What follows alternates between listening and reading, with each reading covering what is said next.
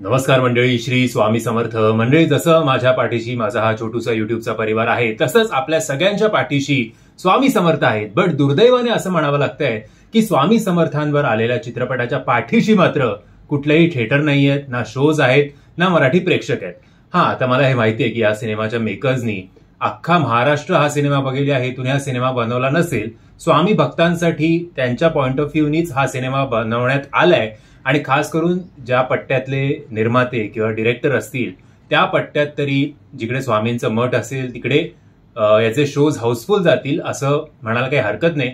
खरं तर all over Maharashtra स्वामींचे भक्त आहेत, तर महाराष्ट्रभर स्वामींच्या भक्तांनी या सिनेमाला गर्दी करायला हवी खरी तर. बट शो टायमिंग एवढे लिमिटेड आहेत प्रत्येक थिएटरमध्ये, जेमते मुंबईत तरी एखादा शो मिळाला तो पण एक फॉर्मॅलिटी म्हणून, तर मग भक्त तरी काय करणार आणि स्वामी तरी किती स्वतःच्या भक्तांना न्याय मिळवून देण्यासाठी प्रत्येक थिएटर मालकाचे कान धरतील याच्यात जरा शंकाच आहेत.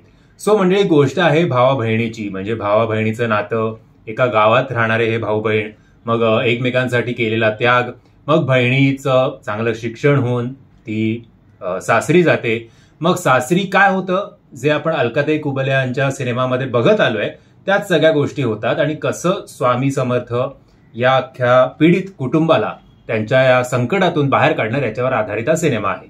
सो सिनेमाची कथा सगळं आपण आधी भरपूर वेळा बघून झालेलं आहे.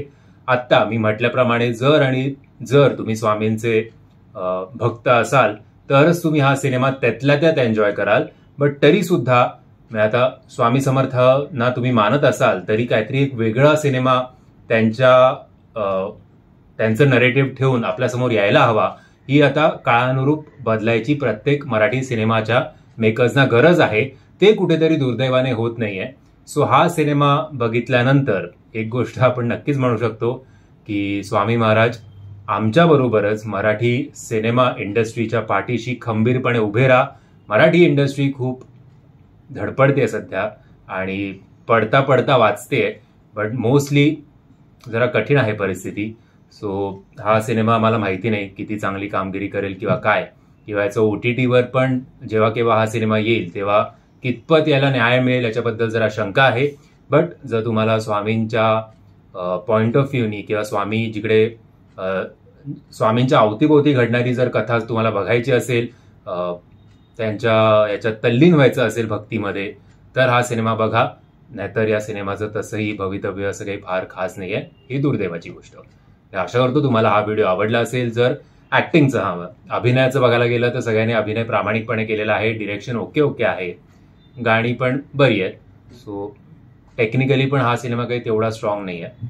सो परत माफ करा जर तुम्हाला हा सिनेमा आवडला असेल. अरे सिनेमा काय बोलतोय, काय झालंय माझं, स्वामी पाठीशी राहा बाबा माझ्या.